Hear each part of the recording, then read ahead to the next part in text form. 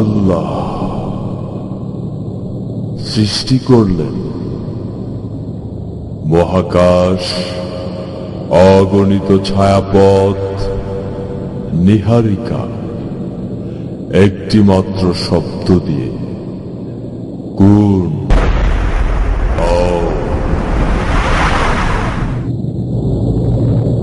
অতঃপর তিনি জমিনকে আসমান হতে আলাদা করলেন।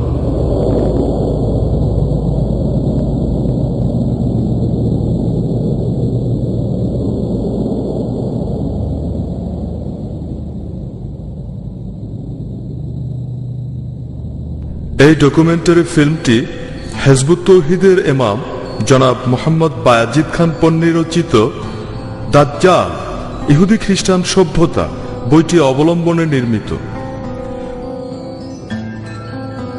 কোন ডকুমেন্টারিতেই একটি বইকে সম্পূর্ণরূপে উপস্থাপন করা কখনোই সম্ভব নয়।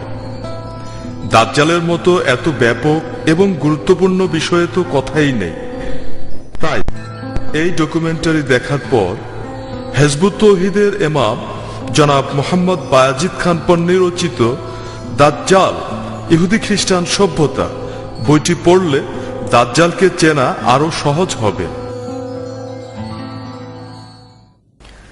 আউযু বিল্লাহি মিনাশ শাইতানির রাজিম, বিসমিল্লাহির রহমানির রহিম।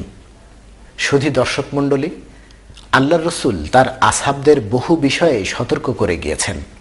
সেই সতর্কবাণীগুলির মধ্যে সবচেয়ে গুরুত্বপূর্ণ সতর্কবাণী হচ্ছে দাজ্জালের আবির্ভাব। এই দাজ্জালকে তিনি মানুষের ইতিহাসের সবচেয়ে সাংঘাতিক ঘটনা বলে উল্লেখ করেছেন এবং নিজেও আল্লাহর কাছে এর ফিতনা থেকে পানাহ চেয়েছেন। কারণ দাজ্জালের কাছে পরাজিত হয়ে সমস্ত মানবজাতি আল্লাহর হুকুম প্রত্যাখ্যান করে বিপথে পরিচালিত হবে। কাজেই দাজ্জালের আবির্ভাবকে কোনোভাবেই ছোট করে দেখার অবকাশ নেই। রসুল তার হাদিসে দাজ্জালকে রূপকভাবে একটি ভয়ঙ্কর একচক্ষু বিশিষ্ট দানবের সাথে তুলনা করেছেন। আমরা এই রূপক বর্ণনাকে শাব্দিকভাবে ধরে নিয়ে সেই দানবের অপেক্ষায় বসে আছি, অথচ 472 বছর আগেই সেই ভয়ঙ্কর দাজ্জালের জন্ম হয়েছে। সে তার শৈশব কৈশোর পার করে আজ যৌবনে উপনীত। সংকীর্ণ দৃষ্টিভঙ্গির কারণে আমরা আজও তা বুঝতে পারছি না।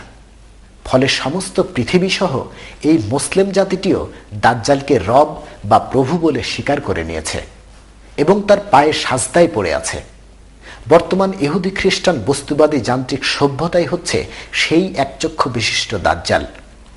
এই ডকুমেন্টারির মাধ্যমে আমরা তাই প্রমাণ করব ইনশাল্লাহ। তার আগে কয়েকটি মৌলিক বিষয়ে আমাদের ধারণা রাখতে হবে। সেজন্য মানুষ সৃষ্টি থেকেই আমরা যাত্রা শুরু করছি। আল্লাহ ইচ্ছে করলেন তিনি এমন এক সৃষ্টি করবেন যার মধ্যে আল্লাহর সমস্ত গুণ ও স্বাধীন ইচ্ছাশক্তি বিরাজ করবে। স্বাধীন ইচ্ছাশক্তি, যার অর্থই হলো এই সৃষ্টি ইচ্ছে করলেই আল্লাহর হুকুম অমান্য করে নিজেরাই জীবন ব্যবস্থা, আইন কানুন তৈরি করে নিতে পারবে। আল্লাহ মালায়েকদের বললেন, আমি সিদ্ধান্ত নিয়েছি পৃথিবীতে আমার খলিফা পাঠাবো। মালায়েকরা বললেন, হে আমাদের প্রতিপালক, তারা তো পৃথিবীতে ফাসাদ ও সাফাকুদ্দিমা অর্থাৎ অন্যায়, অবিচার, যুদ্ধবিগ্রহ ও রক্তপাত করবে। তবুও আল্লাহ সৃষ্টি করলেন আদমকে, এবার কোন শব্দ দিয়ে নয়, নিজ হাতে, এবং নিজের রূহ আদমের মধ্যে ফুঁকে দিলেন। ফলে সমস্ত সৃষ্টির মধ্যে আদম হয়ে গেল আল্লাহর গুণে গুণান্বিত এক অনন্য সৃষ্টি। অতঃপর আল্লাহ মালায়েকদের বললেন, তোমরা আদমকে সাজদাহ করো। সবাই আদমকে সাজদাহ করল, কিন্তু ইবলিস সাজদাহ করল না। সে অহংকার করল। এই অবাধ্যতার জন্য আল্লাহ ইবলিসকে অভিশাপ দিলেন। সে আল্লাহকে বলল, তুমি যার জন্যে আমাকে অভিশপ্ত করলে আমি প্রমাণ করে দেখিয়ে দেব সে তোমার অবাধ্য হবে, তোমাকে এলাহ হুকুম দাতা হিসেবে মানবে না। আল্লাহ বললেন, আমি যুগে যুগে নবী রাসূলগণের মাধ্যমে সিরাতুল মুস্তাকিম অর্থাৎ হেদায়াহ বা সঠিক পথের নির্দেশনা দেব। যারা সেই নির্দেশনা মেনে চলবে তুমি তাদের কোনো ক্ষতিই করতে পারবে না। তখন ইবলিস আল্লাহকে বলল, আমি তোমার খলিফাকে ওই নির্দেশনা মানতে দেব না। আমি তাকে চারদিক থেকে আক্রমণ করব। আমি দেখিয়ে দেব সে তোমার খেলাফত করবে না। আল্লাহ ইবলিসের চ্যালেঞ্জ গ্রহণ করলেন, কারণ তার খলিফা আদম সৃষ্টির উদ্দেশ্যই ছিল পরীক্ষা করে দেখা স্বাধীন ইচ্ছাশক্তি নিয়ে সে কোন পথে চলে। শুরু হলো আদমের পরীক্ষা। একদিকে আল্লাহর হুকুম মেনে চলা, অপরদিকে ইবলিসের প্ররোচনায় সেই হুকুম অমান্য করা। অতঃপর ইবলিসের প্ররোচনায় আদম আল্লাহর অবাধ্য হলেন। শাস্তিস্বরূপ আল্লাহ আদম ও ইবলিসকে পরস্পরের শত্রু হিসেবে পৃথিবীতে পাঠিয়ে দিলেন।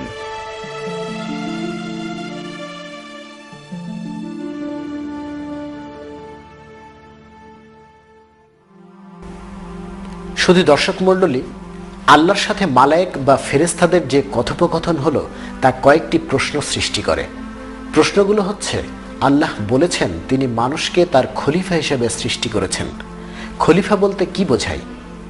মালায়েকরা কিভাবে বুঝলো এই খলিফা পৃথিবীতে অন্যায় ও রক্তপাত করবে? এই অন্যায় ও রক্তপাত রোধে আল্লাহ কি ব্যবস্থা নিলেন? সিরাতুল মুস্তাকিম বা সহজ সরল পথ বলতে কি বোঝায়? এবং এলাহ বা হুকুম দাতা অর্থ কি? এই প্রশ্নগুলোর সঠিক উত্তর অজানা থাকলে দাজ্জালকে চেনা সম্ভব নয়। তাই আসুন আমরা ধারাবাহিকভাবে উত্তরগুলো জেনে নিই। খলিফা শব্দের অর্থ হচ্ছে প্রতিনিধি বা রিপ্রেজেন্টেটিভ। আল্লাহ নিজে তার নিয়মকানুন ও হুকুমে সমস্ত সৃষ্টিকে পরিচালনা করেন, কিন্তু মানুষকে পরিচালনার ভার তিনি নিজে সরাসরি নিলেন না, বরং তিনি মানুষকেই ভার দিলেন আল্লাহর হুকুম মোতাবেক সমস্ত পৃথিবীকে পরিচালনা করার জন্য। মানুষ যদি আল্লাহর দেওয়া হুকুম দিয়ে তাদের ব্যক্তিগত, পারিবারিক, সামাজিক, রাষ্ট্রীয় অর্থাৎ সার্বিক জীবন পরিচালনা করে, তাহলেই সে আল্লাহর প্রতিনিধিত্ব করল। কিন্তু আল্লাহর প্রতিনিধিত্ব করার জন্য তার প্রথমেই দরকার আল্লাহ প্রদত্ত ক্ষমতা। এজন্য আল্লাহ নিজ আত্মা থেকে আদম আলাইহিস সালামের মধ্যে আত্মা ফুঁকে দিলেন। ফলে মানুষ আল্লাহর গুণে গুণান্বিত হলো। তার মধ্যে আল্লাহর স্বাধীন ইচ্ছা শক্তিও চলে আসলো।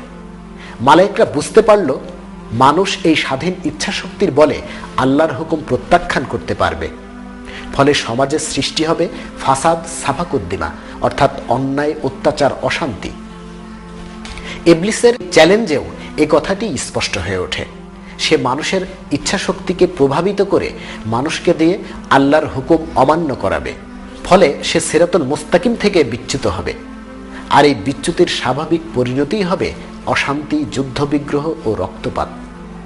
মানুষ যেন এই অশান্তিতে না পড়ে সেজন্য আল্লাহ যে জীবন ব্যবস্থা পাঠালেন তার নাম তিনি দিলেন দ্বীনুল ইসলাম অর্থাৎ শান্তির জীবন ব্যবস্থা।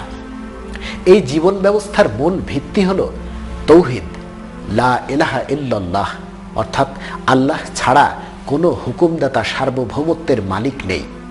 ব্যক্তি, সমাজ বা রাষ্ট্র পরিচালনার কোনো বিষয়ে চূড়ান্ত সিদ্ধান্ত যিনি দিবেন তিনি হচ্ছেন সার্বভৌম বা এলাহ। সার্বভৌমত্ব না থাকলে ব্যক্তি, সমাজ বা রাষ্ট্রীয় কোনো বিষয়েরই চূড়ান্ত মীমাংসা হওয়া সম্ভব নয়।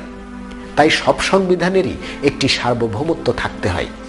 যেমন রাজতন্ত্রের সার্বভৌমত্ব রাজা, বাদশাহ বা সম্রাটের, গণতন্ত্রের সার্বভৌমত্ব জনগণের সংখ্যাগরিষ্ঠতার, সমাজতন্ত্র ও সাম্যবাদের সার্বভৌমত্ব জনগণের একটি বিশেষ শ্রেণীর, ফ্যাসিবাদে সার্বভৌমত্ব একনায়ক বা ডিক্টেটরের এবং ইসলামী সার্বভৌমত্ব মহান আল্লাহ তাআলার।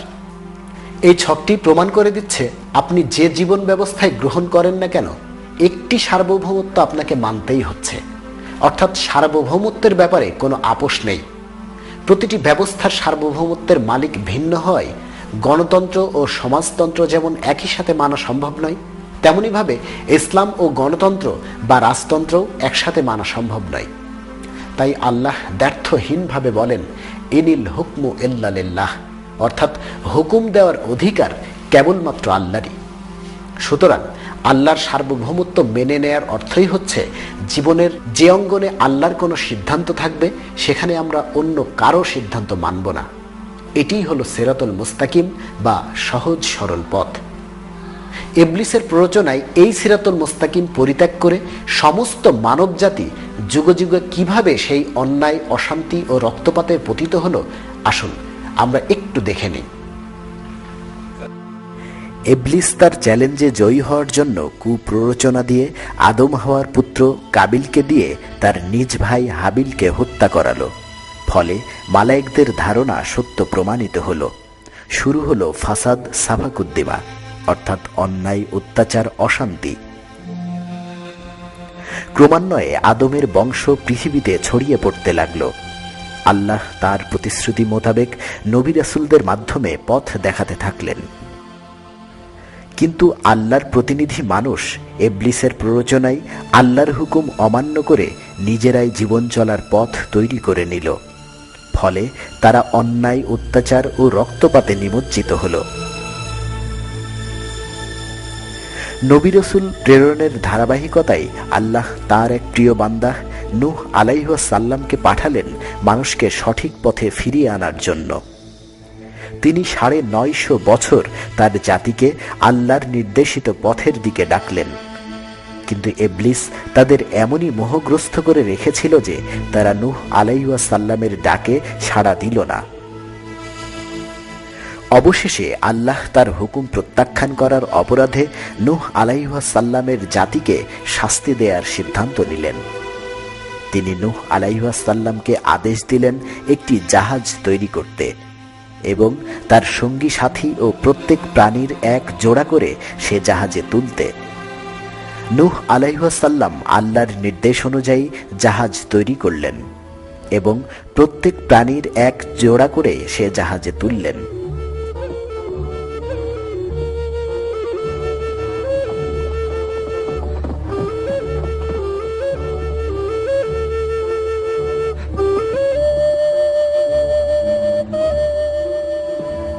অতঃপর আল্লাহ এমন এক ঝঞ্ঝা, বন্যা, মহাপ্লাবন সৃষ্টি করলেন যে পৃথিবী থেকে তাদের অস্তিত্ব বিলীন হয়ে গেল। শুধুমাত্র নূহ আলাইহিস সালাম এবং তার সঙ্গী সাথীরা জাহাজে ভাসতে লাগলেন।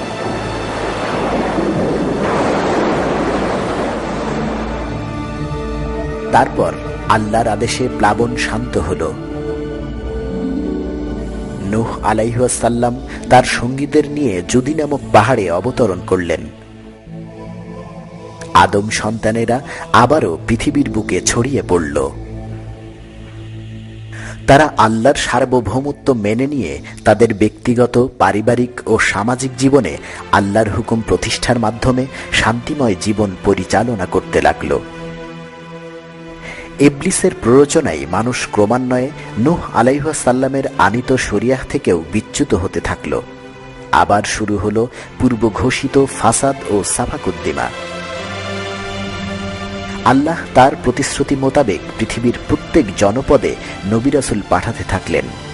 এভাবেই হাজার হাজার বছর অতিক্রান্ত হতে থাকল।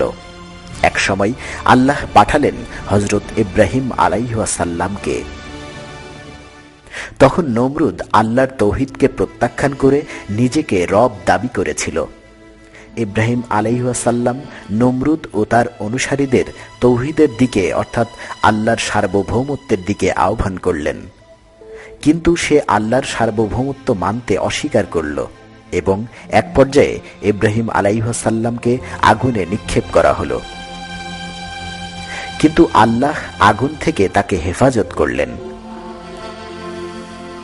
নমরুদ শুধু এটুকুতেই শান্ত হল না, তার অহংকার এমন পর্যায়ে পৌঁছেছিল যে সে আল্লাহর দিকেই তীর ছুঁড়ে মারল।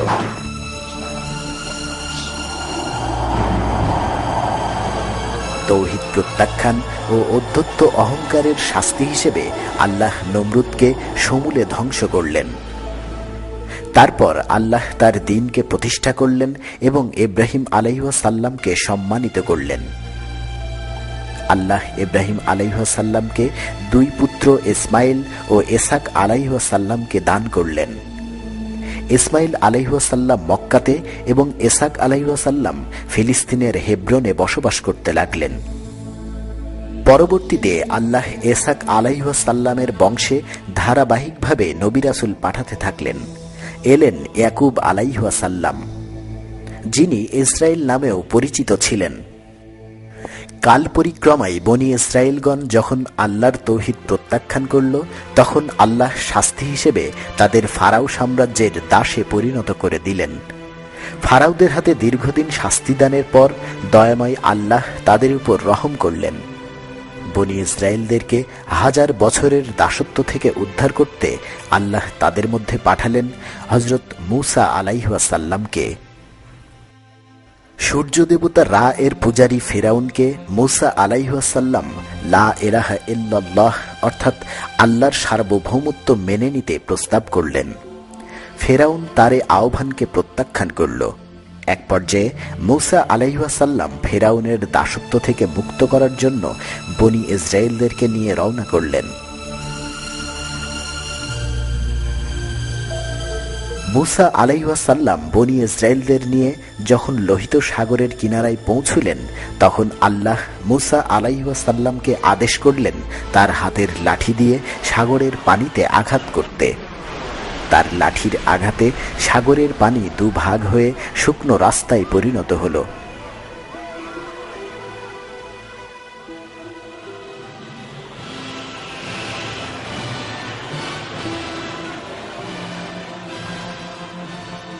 ফেরাউন যখন তার সৈন্য বাহিনী নিয়ে বনি ইসরায়েলদেরকে অনুসরণ করে সাগরের সেই পথের মধ্যে পৌঁছল, তখন আল্লাহর আদেশে সাগরের পানি দুপাশ থেকে তাদের উপর আছড়ে পড়ল।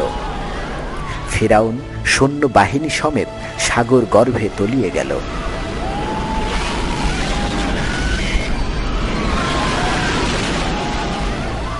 আল্লাহর এই মুজিজা সহ আরো অসংখ্য মুজিজা ও করুণা দেখার পরও বনি ইসরায়েল জাতি তাদের চরিত্র সংশোধন করতে পারল না। মূসা আলাইহিসসালামের জীবদ্দশাতেই তারা আবার আল্লাহর সার্বভৌমত্ব ত্যাগ করে গরুর মূর্তিকে পূজা করতে আরম্ভ করল।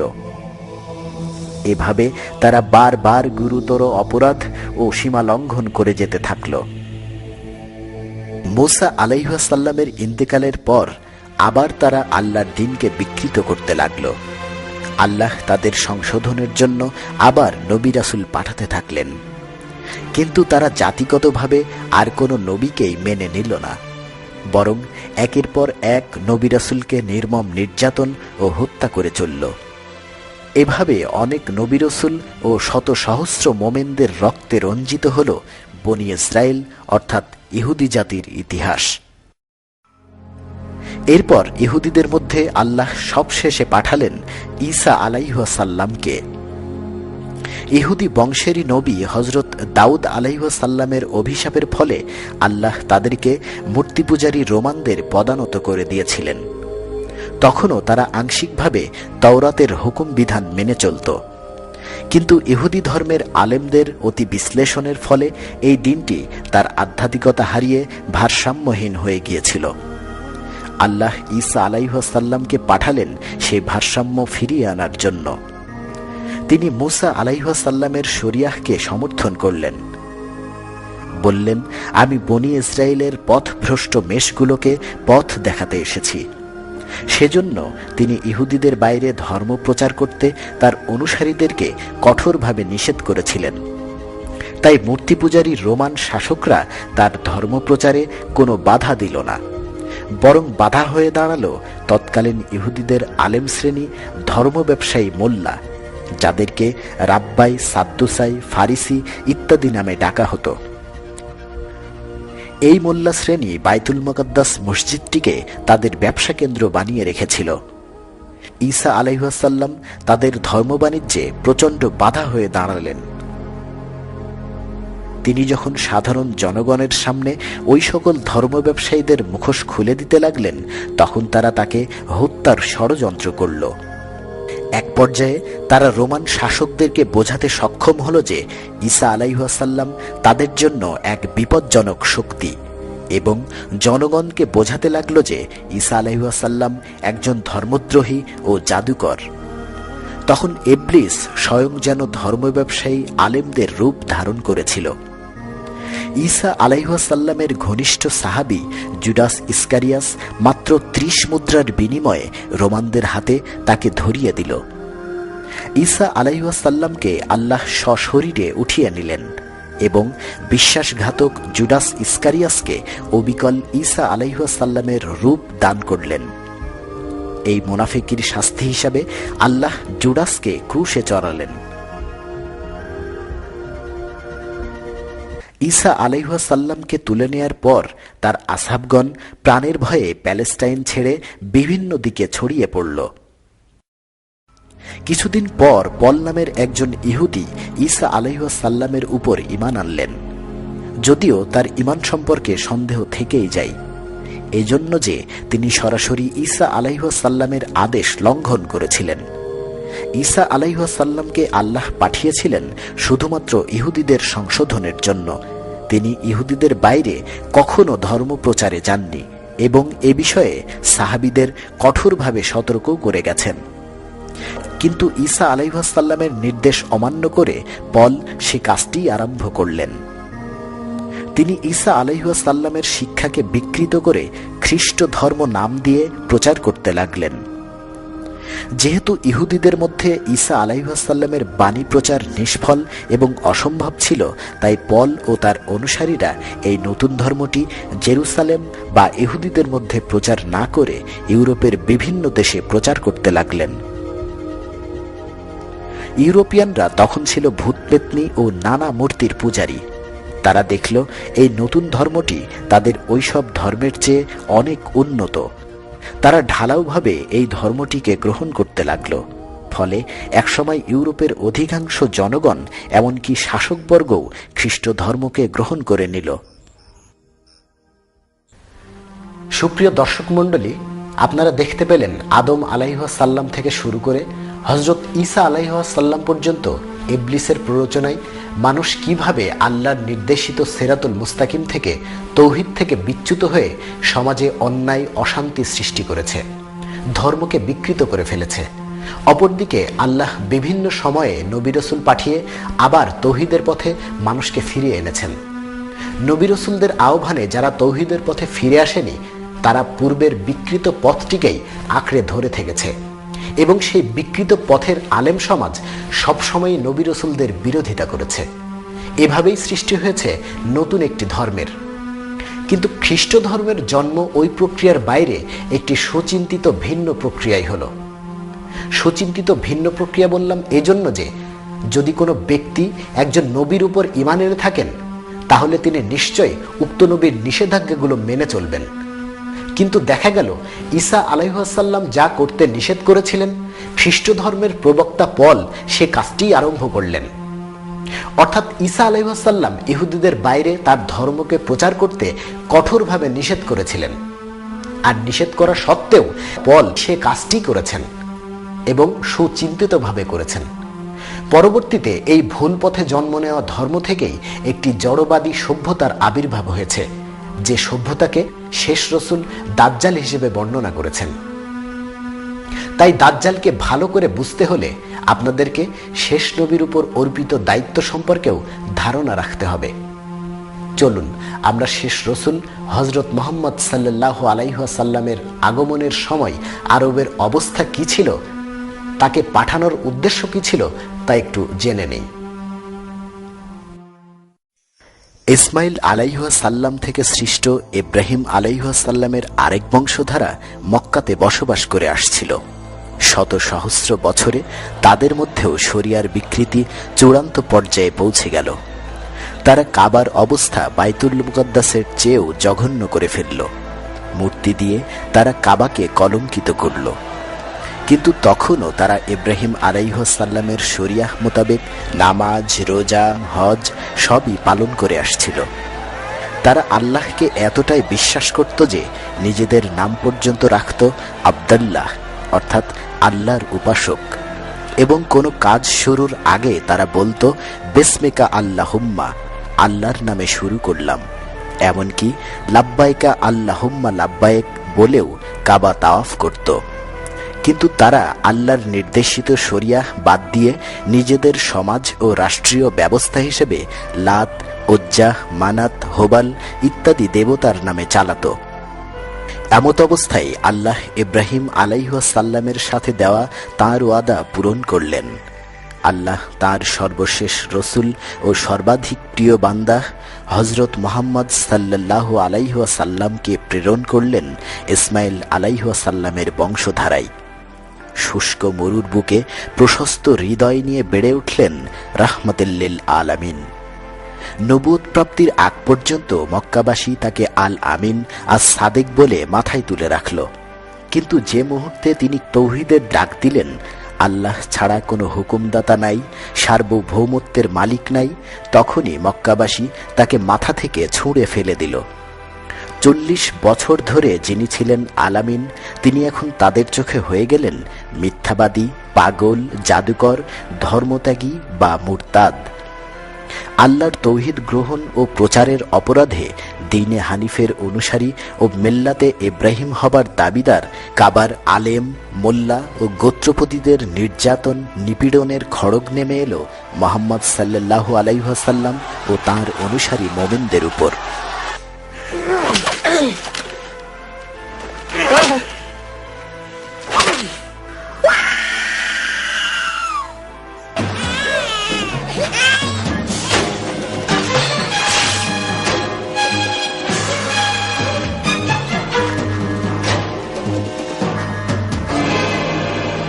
এসব বাধা ও প্রতিকূলতাকে উপেক্ষা করে তিনি ও তার আসহাবগণ আল্লাহর কলেমার দিকে, সার্বভৌমত্বের দিকে মানুষকে আহ্বান করতে লাগলেন। দীর্ঘ 13 বছর মক্কার গোত্রপতি তথাকথিত আলেম ও ধর্ম ব্যবসায়ীদের চক্রান্তের এক পর্যায়ে আল্লাহর আদেশে তিনি মদিনায় হিজরত করলেন।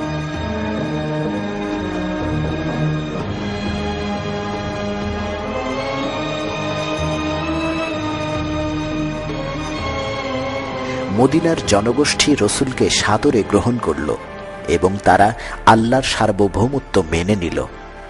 রসুল সেখানে আল্লাহর হুকুম মোতাবেক রাষ্ট্র পরিচালনা করতে থাকলেন। পৃথিবীর বুকে আবার প্রতিষ্ঠিত হল আল্লাহর সার্বভৌমত্ব। পরবর্তী ইতিহাস হল শেষ রসুল সমগ্র আরব উপদ্বীপে সশস্ত্র সংগ্রামের মাধ্যমে আল্লাহর তৌহিদ ভিত্তিক দ্বীন প্রতিষ্ঠা করলেন। আল্লাহর দ্বীনকে সমস্ত দুনিয়ায় প্রতিষ্ঠার জন্য তিনি এমন এক জাতি গঠন করলেন যারা ছিলেন দুর্নিবার, অপরাজেয়, মৃত্যু ভয়হীন দুর্ধর্ষ যোদ্ধা। রাসূলের ইন্তেকালের পর আল্লাহর সার্বভৌমত্ব প্রতিষ্ঠার দায়িত্ব এসে পড়ল তার উম্মার ওপর। পৃথিবীর অর্ধেকেরও বেশি জায়গাতে তারা আল্লাহর দ্বীন প্রতিষ্ঠা করলেন, যেন ধরার বুকে আসমান থেকে নেমে এলো এক অনাবিল শান্তি। এই হলো মানুষের প্রকৃত অতীত: সত্য গ্রহণ ও প্রত্যাখ্যান, ন্যায় ও অন্যায়ের অবিরাম দ্বন্দ্ব, সমষ্টি ও ব্যক্তিগতভাবে মানুষের আত্মাকে একদিকে ইবলিস, অন্যদিকে আল্লাহর রূহের টানাটানি। এ শুধু অতীত নয়, ভবিষ্যৎও নিঃসন্দেহে এই। এর কোনো বিরতি, কোনো চ্যুতি হয়নি, হচ্ছে না, হবে না।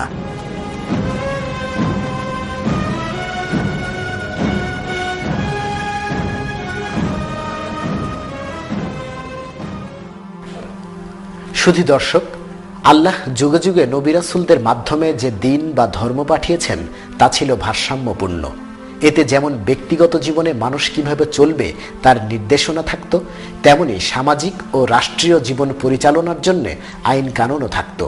ফলে ধর্ম থেকে জাতীয় জীবনকে আলাদা করার কোনো প্রয়োজন হয়নি। সর্বযুগে ধর্মের আলেমগণ এই ভারসাম্যপূর্ণ দ্বীনটিকে অতি বিশ্লেষণ করে বিকৃত করে ফেলেছে। ফলে সমাজে ফাসাদ, সাফাকুদ্দিমা, অন্যায়, রক্তপাত সৃষ্টি হয়েছে। এমত অবস্থায় আল্লাহ ওই বিকৃতি সংশোধনের জন্য আবার নবী রাসূল প্রেরণ করেছেন। যেমন ইহুদিরা হযরত মুসা আলাইহিসসালামের আনিত দ্বীনের আধ্যাত্মিক দিকটিকে বিকৃত করে ফেলায়, সেই আধ্যাত্মিক দিকটি সংশোধনের জন্য আল্লাহ পাঠালেন ঈসা আলাইহিসসালামকে। তিনি এসে বললেন, আমি মুসা আলাইহিসসালামের শরিয়াহকে বাতিল করতে আসিনি, বরং সেটাকে সত্যায়ন করতে এসেছি, এবং তোমরা যে আত্মার দিক পরিত্যাগ করেছ সেটাকে পুনর্প্রতিষ্ঠা করতে এসেছি। সুতরাং ঈসা আলাইহিসসালামের আনিত দিনে বিন্দুমাত্র জাতীয় শরিয়াহ অর্থাৎ আইন কানুন, দণ্ডবিধি, রাষ্ট্র ব্যবস্থা ছিল না। ছিল শুধু ব্যক্তিগতভাবে ভালো হয়ে চলার প্রক্রিয়া, এবং এটা ছিল শুধু ইহুদি জাতির মধ্যে সীমাবদ্ধ। কিন্তু হজরত ঈসা আলাইহিসসালামকে তুলে নেয়ার পর খ্রিস্ট ধর্মের প্রবক্তা পল ঈসা আলাইহিসসালামের আদেশ লঙ্ঘন করে জাতীয় শরিয়াহবিহীন এই ধর্মকে ইহুদিদের বাইরে প্রচার করতে থাকায় ইউরোপের মানুষ ঢালাওভাবে এই ধর্মকে গ্রহণ করে নিল। তারা বুঝল না আইন কানুন, দণ্ডবিধি, রাষ্ট্র ব্যবস্থা, অর্থনীতি ও রাজনীতিহীন একটি ব্যবস্থা দিয়ে সামষ্টিক জীবন পরিচালনা করা সম্পূর্ণ অসম্ভব। তারপরেও সমগ্র ইউরোপে এই ভারসাম্যহীন খ্রিস্ট ধর্মকে জাতীয় জীবনে প্রতিষ্ঠার ফলে প্রতি পদে ইহলৌকিক ও পারলৌকিক জীবনের ব্যাপারে সংঘাত আরম্ভ হলো। এক পর্যায়ে সমস্ত ইউরোপ জুড়ে চার্চ ও রাজাদের মধ্যে সংঘাত ও সংঘর্ষ এমন প্রকট আকার ধারণ করল যে সাধারণ মানুষের জীবন দুর্বিষহ হয়ে পড়ল। ফলে তারা বাইবেলের ধর্মীয় অনুশাসনের বাইরে জাতীয় জীবন পরিচালনার জন্য একটি আলাদা পদ্ধতির কথা চিন্তা করতে বাধ্য হলো। রাজা অষ্টম হেনরির রাজত্বকালে 1537 খ্রিস্টাব্দে ইংল্যান্ডে আনুষ্ঠানিকভাবে সিদ্ধান্ত নেওয়া হলো ধর্মীয় আইন নয়, এখন থেকে মানুষের সামাজিক, রাষ্ট্রীয়, অর্থনৈতিক অর্থাৎ সামগ্রিক জীবনে মানুষ যে সিদ্ধান্ত নেবে সেটাই হবে চূড়ান্ত। ন্যায় অন্যায়, ভালো মন্দের মানদণ্ড নির্ধারণ করবে মানুষ। এখানে স্রষ্টার কোনো স্থান থাকবে না। এই প্রথম মানুষ স্রষ্টাকে বা ধর্মকে সম্পূর্ণরূপে বাদ দিয়ে জীবন পরিচালনার জন্য নিজেরাই আইন রচনা করল, অর্থাৎ সার্বভৌমত্ব তুলে নিল নিজের হাতে। ফলশ্রুতিতে জন্ম নিল স্রষ্টাহীন, আধ্যাত্মিকতাহীন একটি বস্তুবাদী সভ্যতা। এই সভ্যতাকেই রসুল রূপকভাবে দাজ্জাল হিসেবে বর্ণনা করেছেন। আসুন আমরা ভিডিও চিত্রের মাধ্যমে দাজ্জালের আবির্ভাবের প্রেক্ষাপট বুঝে নেওয়ার চেষ্টা করি।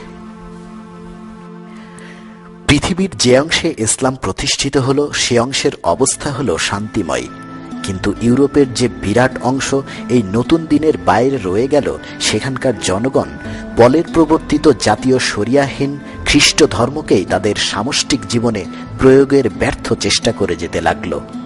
সে অঞ্চলগুলোর খ্রিস্টান রাজারা পোপের তত্ত্বাবধানে ধর্মযাজকদের সাথে নিয়ে রাজ্য শাসন করতে লাগলেন। ধর্মযাজকরা মন গড়াভাবে ঈশ্বরের নামে যে ফতোয়া দিতেন তাই ধর্মের বিধান বলে গৃহীত হতো। ধর্মযাজকগণ সাধারণ মানুষকে এমনভাবে ধর্মান্ধ করে রেখেছিল যে রাজারা সমস্ত ব্যাপারে এই ধর্মযাজকদের নির্দেশ মানতে একরকম বাধ্য ছিলেন। তাদের কথা না মানলে পোপ ও ধর্মযাজকগণ ফতোয়া দিয়ে জনগণকে খেপিয়ে তুলত এবং রাজাকে বাধ্য করত তাদের ঘোষিত ফতোয়া কার্যকরী করতে। জ্যোতির্বিজ্ঞানী গ্যালিলিও গ্যালিলি সহ আরো অনেক মহামনীষীকে মৃত্যুদণ্ড দিতে রাজাকে বাধ্য করেছিল এই খ্রিস্টান পুরোহিতরা। তারাই বহু নিরপরাধ নারীকে ডাইনি আখ্যা দিয়ে আগুনে পুড়িয়ে মারতে বাধ্য করেছে। মধ্যযুগীয় বর্বরতা শব্দটির সৃষ্টি হয়েছে ইউরোপের খ্রিস্টানদের সীমাহীন কুসংস্কার ও নির্যাতনের প্রসঙ্গকে ঘিরে, যা পরবর্তীতে মুসলিম সভ্যতার উপর অন্যায়ভাবে চাপিয়ে দেওয়া হয়েছে। এভাবে ঈসা আলাইহিসসালামের কিছুদিন পর থেকেই খ্রিস্টান সমাজে রাজা ও চার্চের দ্বৈত শাসন চলে আসছিল। রাজাদের স্বেচ্ছাচারিতা এবং চার্চের ধর্মযাজকদের ফতোয়াবাজির দ্বিমুখী চাপে সাধারণ মানুষ থাকত সর্বদা আতঙ্কগ্রস্ত। রাজা, চার্চ এবং সাধারণ জনগণের আভ্যন্তরীণ কোন্দলে শত শত বছর ধরে তাদের সমাজ রক্তে রঞ্জিত হতে থাকল। ফলশ্রুতিতে সমাজ নেতা সহ সাধারণ জনগণ ধর্মের প্রতি বীতশ্রদ্ধ হয়ে উঠল। এই সংঘাতের ইতিহাস এতটাই ভয়ঙ্কর ও বিস্তৃত যে এত স্বল্প পরিসরে এর বিবরণ দেওয়া সম্ভব নয়। শুধু এইটুকু বললেই চলবে যে এই সংঘাত একসময় এমন পর্যায়ে গিয়ে পৌঁছল যে ইউরোপীয় রাজা ও সমাজ নেতাদের সামনে দুটো মাত্র পথ খোলা রইল। হয় এই খ্রিস্ট ধর্মকে সম্পূর্ণ ত্যাগ করতে হবে, অথবা এটাকে নির্বাসন দিতে হবে মানুষের ব্যক্তিগত জীবনের সংকীর্ণ পরিধির মধ্যে। যেখান থেকে এটা রাষ্ট্রীয়, রাজনৈতিক, অর্থনৈতিক কর্মকাণ্ডে কোনো প্রভাব বিস্তার করতে না পারে। যেহেতু ধর্মকে মানুষের সার্বিক জীবন থেকে বিদায় দেয়া বা সমস্ত ইউরোপের মানুষকে নাস্তিক বানিয়ে দেয়া সম্ভব নয়, তাই শেষ পর্যন্ত ইউরোপীয় রাষ্ট্র ও সমাজনেতারা দ্বিতীয় পথটাকে গ্রহণ করলেন। রাজা অষ্টম হেনরির রাজত্বকালে 1537 খ্রিস্টাব্দে ইংল্যান্ডে প্রথম আনুষ্ঠানিকভাবে খ্রিস্টান ধর্মকে মানুষের সামষ্টিক জীবন থেকে বিচ্ছিন্ন করে ব্যক্তিগত জীবনে নির্বাসিত করা হলো। সার্বভৌমত্ব আল্লাহর হাত থেকে মানুষের হাতে নেওয়া হলো। জন্ম হলো দাজ্জালের। শুধু দর্শক, যেহেতু রসুল ইহুদি খ্রিস্টান সভ্যতাকেই দাজ্জাল হিসেবে বর্ণনা করেছেন, সেহেতু দাজ্জালকে চিনতে হলে সভ্যতা কি তা আমাদের ভালো করে বুঝে নিতে হবে। সভ্যতার শব্দটি এসেছে সভ্য থেকে। সভ্য অর্থ ভালো, ন্যায় ইত্যাদি। অর্থাৎ কোনটি ভালো, কোনটি ন্যায়, কোনটি বৈধ, তার একটি মানদণ্ডের উপর ভিত্তি করে তৈরি হয় সভ্যতা। আল্লাহ যুগে যুগে এই মানদণ্ড নবী রসুলদের মাধ্যমে প্রেরণ করেছেন, যাকে আমরা ধর্ম বলি। যেমন ইসলাম নিজে একটি সভ্যতা। এই সভ্যতার মূল ভিত্তি হচ্ছে আল্লাহর সার্বভৌমত্ব, লা ইলাহা ইল্লাল্লাহ, অর্থাৎ ব্যক্তি, পারিবারিক, সামাজিক এবং রাষ্ট্রীয় জীবন পরিচালনার যে কোনো বিষয়ে চূড়ান্ত সিদ্ধান্ত দেবেন আল্লাহ। এক কথায় ইসলামী সভ্যতাই জীবনের সর্বঙ্গনে ভালো মন্দ, ন্যায় অন্যায়ের মাপকাঠি নির্ধারণ করবেন আল্লাহ। এখানে মানদণ্ড নির্ধারণের মানুষের কোনো হাত নেই। পক্ষান্তরে 1537 সালে ইউরোপে যে নতুন সভ্যতার জন্ম হলো, তার সার্বভৌমত্ব রইল মানুষের হাতে। অর্থাৎ সামষ্টিক জীবনে কোনটি ভালো, কোনটি ন্যায় বা অন্যায় তা নির্ধারণ করবে মানুষ। এখানে আল্লাহর কোনো স্থান থাকলো না। অর্থাৎ আল্লাহর বদলে এলাহ হিসেবে মানুষকেই গ্রহণ করে নেওয়া হলো। জন্ম হলো দাজ্জালের। সে তার শৈশব কৈশোর পার হয়ে বর্তমানে যৌবনে উপনীত হয়েছে। এখন তার বয়স 472 বছর। দুর্দণ্ড প্রতাপে সারা পৃথিবীকে সে তার পায়ের নিচে পদদলিত করে চলেছে। মুসলিম সহ সমস্ত মানবজাতি দাজ্জালকে না চেনার কারণে তাকে প্রভু বলে মেনে নিয়ে তার পায়ে সাজদায় পড়ে আছে। সত্যিকার অর্থেই বর্তমান ইহুদি খ্রিস্টান যান্ত্রিক সভ্যতায় দাজ্জাল কিনা তা জানার একমাত্র পথ হচ্ছে দাজ্জাল সম্পর্কে রসুলের বর্ণনাগুলো এই সভ্যতার সাথে মিলিয়ে দেখা। আসুন আমরা রসুল বর্ণিত হাদিসগুলো মিলিয়ে দেখি ইহুদি খ্রিস্টান যান্ত্রিক সভ্যতাই দাজ্জাল কিনা।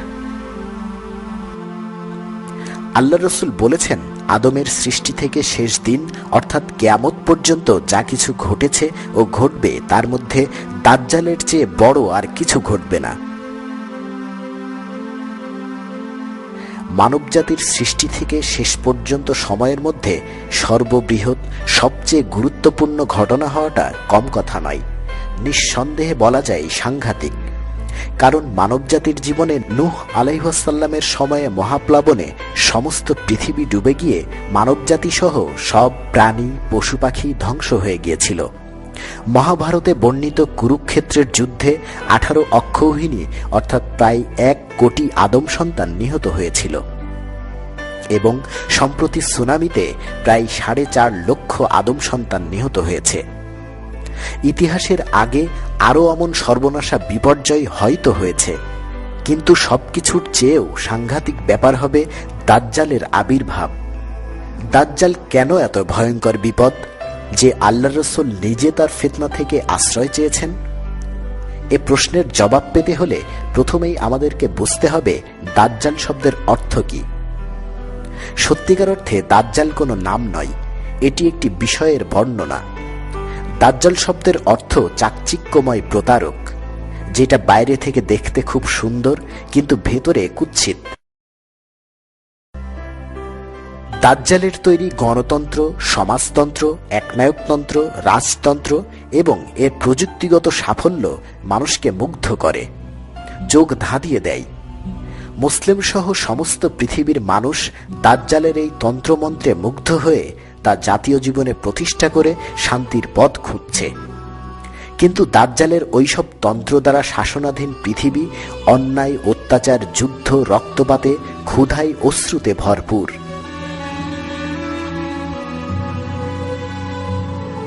আজ পৃথিবীর চারদিক থেকে আর্ত মানুষের হাহাকার উঠছে, শান্তি চাই, শান্তি চাই। দুর্বলের ওপর সবলের অত্যাচারে, দরিদ্রের ওপর ধনীর বঞ্চনায় শোষণে, শাসিতের ওপর শাসকের অবিচারে, ন্যায়ের ওপর অন্যায়ের বিজয়ে, সরলের ওপর ধূর্তের বঞ্চনায় পৃথিবী আজ মানুষের বাসের অযোগ্য হয়ে পড়েছে। নিরপরাধ ও শিশুর রক্তে আজ পৃথিবীর মাটি ভেজা। শুধু বিগত শতাব্দীতে এই সভ্যতা 2টি বিশ্বযুদ্ধ ঘটিয়ে 14 কোটি আদম সন্তান হতাহত করেছে। এরপর আরো অনেক ছোটখাটো যুদ্ধে অন্তত 2 কোটি মানুষ হত্যা করেছে।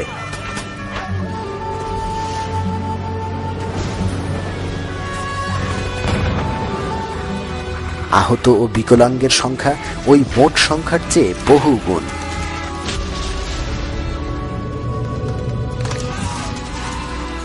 এই সভ্যতা বর্তমান শতাব্দীতে শুধু ইরাকেই হত্যা করেছে 10 লক্ষাধিক মানুষ।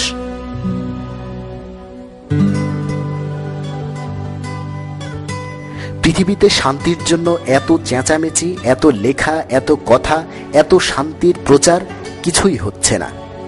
শুধু হচ্ছে না নয়, সমস্ত রকম পরিসংখ্যান বলে দিচ্ছে যে একমাত্র যান্ত্রিক উন্নতি ছাড়া আর সমস্ত দিক দিয়ে মানুষ অবনতির পথে যাচ্ছে এবং দ্রুত যাচ্ছে। পরিসংখ্যান বলছে পৃথিবীর প্রতিটি দেশে খুন, হত্যা, চুরি, ডাকাতি, রাহাজানি, ধর্ষণ ইত্যাদি সব রকম অপরাধ প্রতি বছর বেড়ে চলেছে এবং বেড়ে চলেছে লাফিয়ে লাফিয়ে। এমন কোনো দেশ নেই যেখানে অপরাধের সংখ্যা কমছে। এর শেষ কোথায়? এর পরিণতি চিন্তা করে সুস্থ মস্তিষ্ক মানুষ আজ দিশেহারা।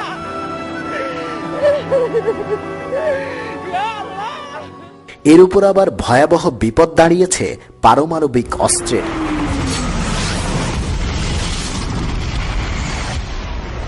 দাজ্জালের এই পারমাণবিক বোমা এতটাই শক্তিশালী যে পৃথিবীকে এক মুহূর্তে ভেঙে চূর্ণ বিচূর্ণ করে দিতে সক্ষম।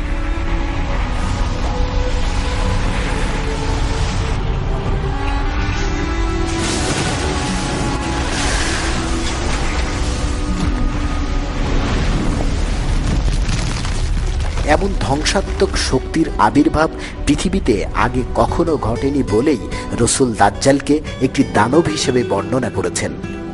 তাই এসবই অর্থাৎ এই অবস্থা প্রমাণ করছে যে রসুল বর্ণিত পাশ্চাত্য বস্তুবাদী ইহুদি খ্রিস্টান যান্ত্রিক সভ্যতাই হচ্ছে সেই দাজ্জাল, চাকচিক্যময়, চোখ ধাঁধানো প্রতারক।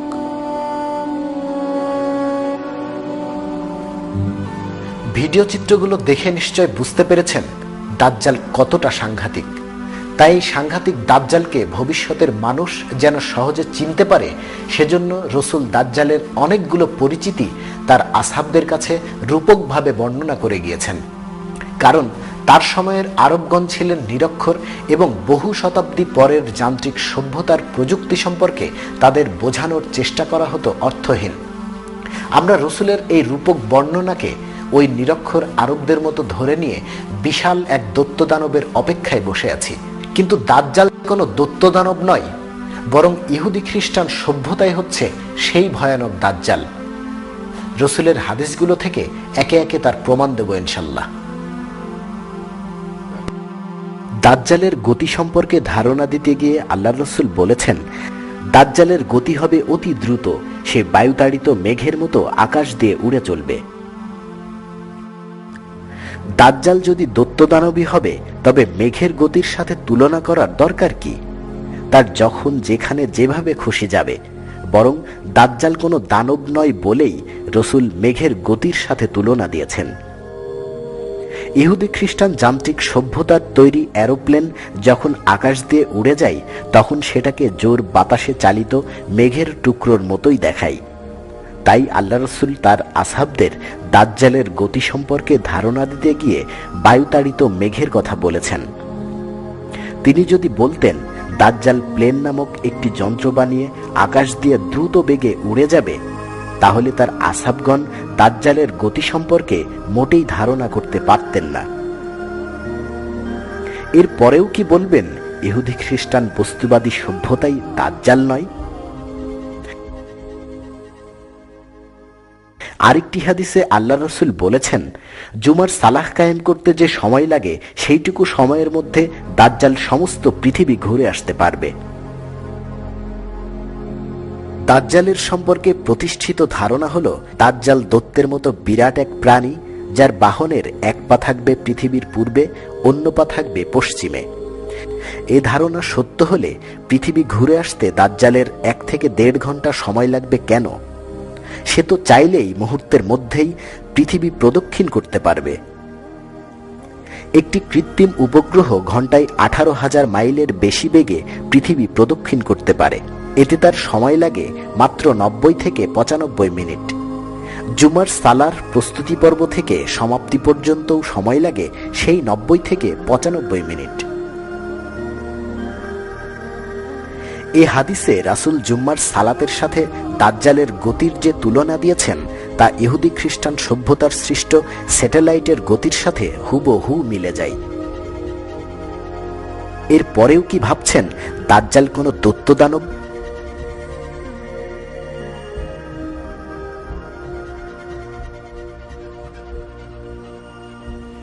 বিষয়টি আরো স্পষ্টভাবে বোঝার জন্য একটি উদাহরণ দিচ্ছি। মাত্র 2 শতাব্দী আগে জুল ভার্ন যখন তার 80 দিনে বিশ্বভ্রমণ বইটি লেখেন, তখন সাধারণ মানুষ ভাবতেই পারেনি 80 দিনে বিশ্বভ্রমণ কিভাবে সম্ভব।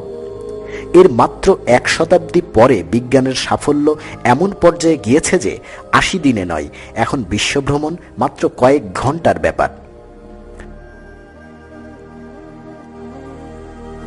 সুতরাং জ্ঞান না থাকলেও অনুমান করা যায় 1400 বছর আগে নিরক্ষর আরবদের সামনে স্যাটেলাইটের কথা বললে তারা বুঝতেই পারত না দাজ্জালের গতি ও প্রতিপত্তি কতটুকু। তাই রাসূল দাজ্জালকে রূপকভাবে বর্ণনা করেছেন। আল্লাহ রসুল বলেছেন, দাজ্জালের শক্তি, প্রভাব ও প্রতিপত্তি পৃথিবীর সমস্ত মাটি ও পানি, ভূভাগ ও সমুদ্র আচ্ছন্ন করবে। সমস্ত পৃথিবীর পৃষ্ঠদেশ চামড়া দিয়ে জড়ানো একটি বস্তুর মতো তার করায়ত্ত হবে। আজ সারা পৃথিবীতে একচ্ছত্র আধিপত্য কার? এ প্রশ্নের উত্তরে এক বাক্যে সবাই বলবেন, ইহুদি খ্রিস্টান সভ্যতা ছাড়া আর কারো নয়। পৃথিবীর এমন কোনো জায়গা নেই যা ইহুদি খ্রিস্টান সভ্যতার প্রভাব প্রতিপত্তির বাইরে এবং যেখানে যা খুশি তাই করতে পারে না। সমস্ত পৃথিবী চামড়া দিয়ে জড়ানো একটি বস্তুর মতো দাজ্জালের করায়ত্ত হবে বলতে রসুল রূপকভাবে পৃথিবীময় দাজ্জালের এই প্রভাব ও প্রতিপত্তিকেই বুঝিয়েছেন, যা বর্তমান ইহুদি খ্রিস্টান যান্ত্রিক সভ্যতার সাথে হুবহু মিলে যায়। মানব ইতিহাসে আজ পর্যন্ত কোনো সভ্যতা সমস্ত পৃথিবীর মানুষকে এভাবে পদানত ও নিয়ন্ত্রণ করতে পারেনি। সুতরাং প্রমাণ হয় দাজ্জাল কোনো দৈত্যদানব নয়, ইহুদি খ্রিস্টান যান্ত্রিক সভ্যতাই হচ্ছে সেই ভয়ঙ্কর দাজ্জাল। দাজ্জালের বিরাটত্ব, প্রতিপত্তি ও ক্ষমতা সম্পর্কে রাসূল তার আসহাবদের বিভিন্ন সময় বিভিন্নভাবে বলেছেন। একটি হাদিসে তিনি বলেছেন, দাজ্জালের বাহনের 2 কানের মধ্যে দূরত্ব হবে 70 হাত। তিনি আরো বলেছেন, দাজ্জালের ঘোড়ার বা গাধার অর্থাৎ বাহনের 1 পা পৃথিবীর পূর্ব প্রান্তে, অন্য পা পশ্চিম প্রান্তে থাকবে। বিশ্বনবীর রূপক বর্ণনার শাব্দিক অর্থকে প্রকৃত অর্থ ধরে নিয়ে যারা বিরাট ঘোড়ায় উপবিষ্ট একচক্ষু বিশিষ্ট এক দানবের অপেক্ষায় আছেন, এই 2টি হাদিসই তাদের ভুল ধারণা শোধরাবার জন্য যথেষ্ট হবে আশা করি। আরবিতে 70 বলতে অসংখ্য বোঝায়। একটি বাহনের 2 কানের মধ্যে অসংখ্য অর্থাৎ হাজার হাজার হাত দূরত্ব, যার 2 পা পৃথিবীর 2 প্রান্তে, এমন বাহন কি সম্ভব? এটা নড়াচড়া করবে কোথায়? প্রথম হাদিসে রাসূল দাজ্জালের কান অর্থাৎ শ্রবণেন্দ্রিয়ের কথা বলেছেন। 2 কানের মধ্যে 70 হাত বা হাজার হাজার হাত দূরত্ব বলতে রসুল বুঝিয়েছেন মুহূর্তের মধ্যে দাজ্জাল পৃথিবীর যে কোনো প্রান্তের কথা শুনতে পাবে। লক্ষ্য করে দেখুন, হাদিসের বর্ণনাটি ইহুদি খ্রিস্টান যান্ত্রিক সভ্যতার আবিষ্কার রেডিও ও টেলিফোনের সাথে হুবহু মিলে যায়। রেডিও বা টেলিফোনের মাধ্যমে কথা বললে হাজার হাজার মাইল দূরে মুহূর্তের মধ্যেই সে কথা শুনতে পাই। রেডিও টেলিফোনের সাথে রসুলের বর্ণনা এভাবে হুবহু মেলার পরেও কি বলবেন দাজ্জাল কোনো দৈত্যদানব? অপর হাদিসে রসুল বলেছেন, দাজ্জালের বাহনের 2 পা পৃথিবীর 2 প্রান্তে থাকবে। এটিও ইহুদি খ্রিস্টান যান্ত্রিক সভ্যতার বৈজ্ঞানিক প্রযুক্তির বিশ্বব্যাপী বিস্তৃতির একটি রূপক বর্ণনা। বৈজ্ঞানিক প্রযুক্তি ইহুদি খ্রিস্টান সভ্যতাকে সারা দুনিয়ায় পৌঁছে দিচ্ছে। এটিই তার বাহন, যার 1 পা পৃথিবীর পূর্বে, আরেক পা পশ্চিমে। বিশাল এক দৈত্যের মতো এই সভ্যতার নানা আবিষ্কার আজ সারা বিশ্বকে আবৃত করে ফেলেছে। এই বিষয়টি আসহাবদের বোঝাতে রসুলকে রূপকভাবে একটি দৈত্যাকার প্রাণীর উদাহরণ দিতে হয়েছে। দাজ্জালকে যেন আখিরি জামানার উম্মতগণ চিনতে পারে, সেজন্য এই একই ধরনের আরো কিছু হাদিস আছে যেগুলোর বর্ণনা থেকে খুব সহজেই দাজ্জালকে চিনে নেওয়া সম্ভব। যেমন আল্লাহ রসুল বলেছেন, পৃথিবীর এক প্রান্ত হতে অন্য প্রান্তে অর্থাৎ পৃথিবীর সর্বত্র কি কথা হচ্ছে দাজ্জাল তা শুনতে পাবে এবং কি হচ্ছে তা দেখতে পাবে। যে কেউ বুঝবে এই হাদিসটি তথ্য প্রযুক্তি সংক্রান্ত। তথ্য প্রযুক্তির উন্নয়ন বর্তমানে এমন পর্যায়ে গিয়েছে যে এই যুগটাকেই বলা হয় তথ্য প্রযুক্তির যুগ। এই প্রযুক্তি যে ইহুদি খ্রিস্টান যান্ত্রিক সভ্যতার আবিষ্কার তাও কারো অজানা নাই। এই তথ্য প্রযুক্তির ইন্টারনেট ও টেলিভিশনের মাধ্যমে পৃথিবীর কোথায় কি হচ্ছে তা অতি সহজেই দেখা যায় ও শোনা যায়। এমনকি স্যাটেলাইটের মাধ্যমে পৃথিবীর কোনো বিশেষ জায়গা দেখতে চাইলে তাও সম্ভব। তথ্য প্রযুক্তির এই ব্যাপক বিস্তারকে রসুল রূপকভাবে দাজ্জালের সর্বত্র দেখা ও সবকিছু শোনার ক্ষমতা হিসেবে বর্ণনা করেছেন। দেখলেন তো রাসূলের হাদিসগুলো কিভাবে অক্ষরে অক্ষরে সত্যে পরিণত হয়েছে। সুতরাং কোনো দানব নয়, ইহুদি খ্রিস্টান যান্ত্রিক সভ্যতায় যে দাজ্জাল, তাতে আর কোনো সন্দেহ থাকে কি? আল্লাহ রসুল আরও বলেছেন, দাজ্জালের কাছে রেজেকের বিশাল ভাণ্ডার থাকবে, সেখান থেকে সে যাকে ইচ্ছা তাকে দেবে। যারা তার বিরোধিতা করবে তাদের সে ওই ভাণ্ডার থেকে রেজেক দেবে না। এইভাবে সে মুসলিমদের অত্যন্ত কষ্ট দেবে। যারা দাজ্জালকে অনুসরণ করবে তারা আরামে থাকবে, আর যারা তা করবে না তারা কষ্টে থাকবে।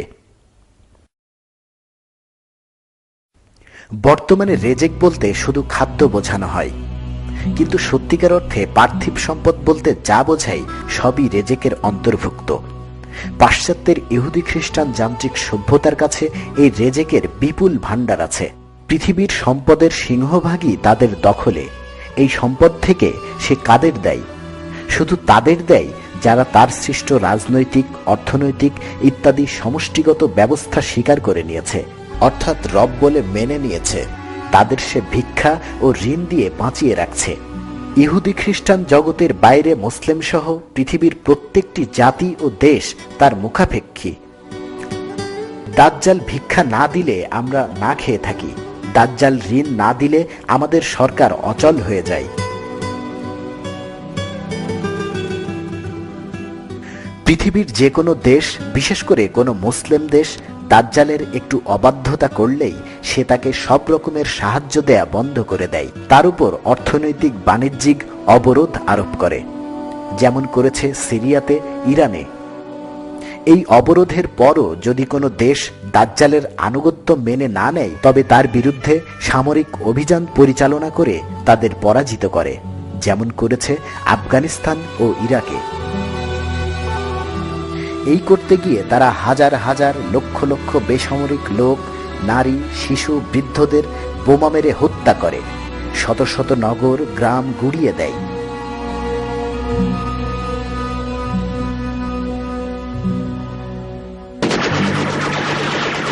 শুধু তাই নয়, মুসলিমদের গুলি করে ফাঁসি দিয়ে হত্যা করেছে, অমানুষিক নির্যাতন করেছে। এতে কোনো মানবাধিকার লঙ্ঘিত হয় না। এমনকি লক্ষ লক্ষ মুসলিম মেয়েদের তুলে নিয়ে ধর্ষণ করতেও তারা কুণ্ঠিত হয় না। এই কাজকে তারা কোনো অন্যায় মনে করে না। একে তারা বলে আনুষাঙ্গিক ক্ষয়ক্ষতি, কোলাটেরাল ড্যামেজ। তাই রসুল বলেছেন, দাজ্জাল মুসলিমদেরকে অত্যন্ত কষ্ট দেবে। দেখলেন তো রসুলের কথা আজ কিভাবে সত্যে পরিণত হয়েছে। এর পরেও কি ভয়ঙ্কর এক দৈত্য সাদৃশ দাজ্জালের অপেক্ষায় বসে থাকবেন?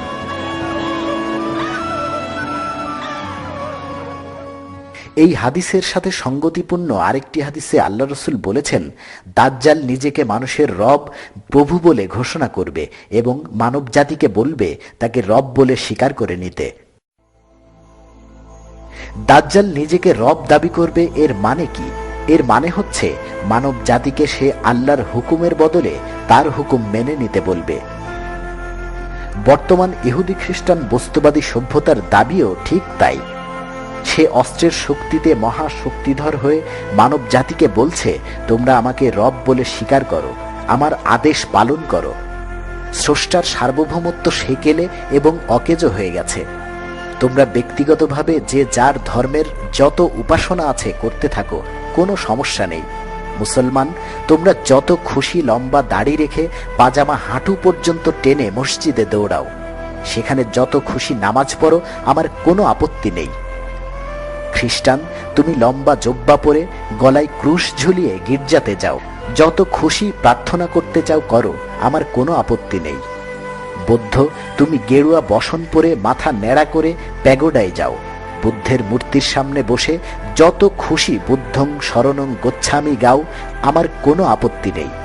হিন্দু, তুমি নামাবলী গায়ে চড়িয়ে কপালে সিঁদুর আর চন্দনের ফোঁটা দিয়ে মন্দিরে যাও, যত খুশি পূজা করো, আমার কোনো আপত্তি নেই।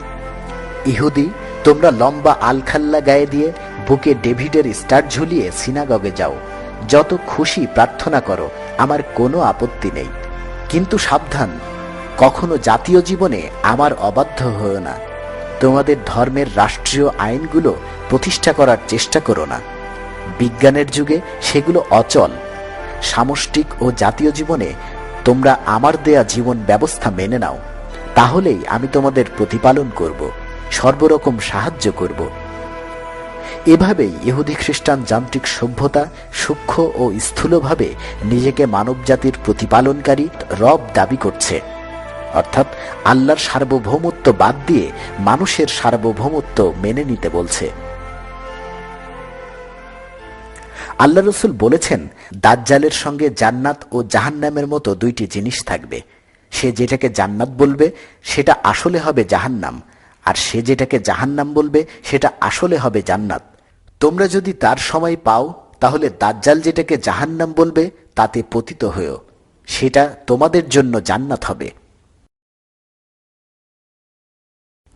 কোনো বিষয়ে চূড়ান্ত সিদ্ধান্ত যিনি দিবেন, তিনিই হচ্ছে সার্বভৌমত্বের মালিক বা এলাহ। আল্লাহ বলেন, ইনিল হুকমু ইল্লা লিল্লাহ, অর্থাৎ হুকুম দেওয়ার অধিকার কেবলমাত্র আল্লাহর। কিন্তু 1537 সালে ইউরোপে আনুষ্ঠানিকভাবে সিদ্ধান্ত দাতা অর্থাৎ এলাহ হিসাবে আল্লাহকে সরিয়ে মানুষকে সেই আসনে বসানো হলো। তখন থেকে মানুষ সংবিধান, আইন কানুন, দণ্ডবিধি, অর্থনীতি ইত্যাদি তৈরির ভার গ্রহণ করল।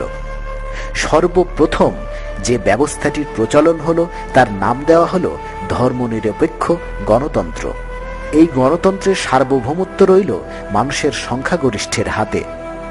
যেহেতু মানুষকে আল্লাহ সামান্যই জ্ঞান দিয়েছেন, সেহেতু সে এমন সংবিধান, আইন কানুন, দণ্ডবিধি, অর্থনীতি রচনা করতে পারে না যা নিখুঁত, নির্ভুল ও ত্রুটিহীন, যা মানুষের মধ্যকার সমস্ত অন্যায় অবিচার দূর করে মানুষকে প্রকৃত শান্তি দিতে পারে। কাজেই ইউরোপের মানুষের তৈরি ত্রুটিপূর্ণ ও ভুল আইন কানুনের ফলে জীবনের প্রতি ক্ষেত্রে অন্যায় ও অবিচার প্রকট হয়ে উঠল। স্বাভাবিক নিয়মেই ওই অন্যায় অবিচারের বিরুদ্ধে ইউরোপের মানুষের এক অংশ বিদ্রোহ করল। তারা দেখল যে এ ব্যবস্থা তাদেরকে শান্তি ও নিরাপত্তা দিতে পারেনি, সুতরাং তারা নতুন ব্যবস্থা খুঁজতে লাগল। ওই চরম বৈষম্যমূলক পুঁজিবাদী ধনতান্ত্রিক ব্যবস্থার বিরুদ্ধে কার্ল মার্কস নামক একজন ইহুদি সমাজবিজ্ঞানী সমাজতান্ত্রিক মতবাদ দাঁড় করালো। একটু শান্তির আশায় দলে দলে মানুষ এই সমাজতন্ত্রকে গ্রহণ করল। রাশিয়া ও চীন এই সমাজতান্ত্রিক মতবাদ গ্রহণ করার পর তারা রেডিও ও টিভিতে লক্ষ লক্ষ বার প্রচার করতে লাগলো সমাজতান্ত্রিক দেশে বসবাস করা হলো স্বর্গ সুখের সমান। অথচ এই মতবাদ গ্রহণ করার সঙ্গে সঙ্গে তারা দুনিয়া থেকে বিচ্ছিন্ন হয়ে গেল। বাকি দুনিয়ার মানুষ জানতেই পারল না সেখানকার স্বর্গসুখ আসলে কেমন। রাশিয়ার নাম দেয়া হলো আয়রন কার্টেন, লোহার পর্দা, এবং চীনের নাম দেয়া হলো ব্যাম্বো কার্টেন, বাঁশের পর্দা। অল্পদিনেই মানুষের অবস্থা হলো কড়াই থেকে লাফ দিয়ে চুলোয় পড়ার মতো। ফলে রাশিয়া ও চীনের স্বর্গ থেকে লক্ষ লক্ষ মানুষ সমাজতন্ত্রের শাসন ও শোষণে দেশ ছেড়ে পালাতে বাধ্য হলো। পূর্ব বার্লিন থেকে পশ্চিম বার্লিনে পালিয়ে যাওয়া বন্ধ করতে বার্লিন দেয়াল তৈরি করা হলো। দেয়ালের 50 গজ পর পর ওয়াচ টাওয়ার করা হলো, মেশিন গান বসানো হলো। তবুও স্বর্গ থেকে পলায়ন বন্ধ হলো না। এভাবে 1949 থেকে 1961 সাল পর্যন্ত ঘরবাড়ি, আত্মীয় স্বজন, প্রিয় মাতৃভূমি ছেড়ে 27 লাখ মানুষ সমাজতন্ত্রের এই স্বর্গ থেকে পালাতে সমর্থ হলো। আর ওই সংখ্যার প্রায় দ্বিগুণ মানুষ পালানোর চেষ্টায় বিভিন্নভাবে নিহত হলো। এই স্বর্গীয় সুখ যেন মানুষের সহ্য হলো না। জীবন বাজি রেখে কেউ বেলুনে চড়ে, কেউ দেয়াল টপকিয়ে, কেউ রেলের ইঞ্জিন দিয়ে সীমান্ত দেয়াল ভেঙে, এমনকি হাজার হাজার মানুষ নৌকায় সমুদ্র পাড়ি দিয়ে ওই স্বর্গ থেকে পালিয়েছে।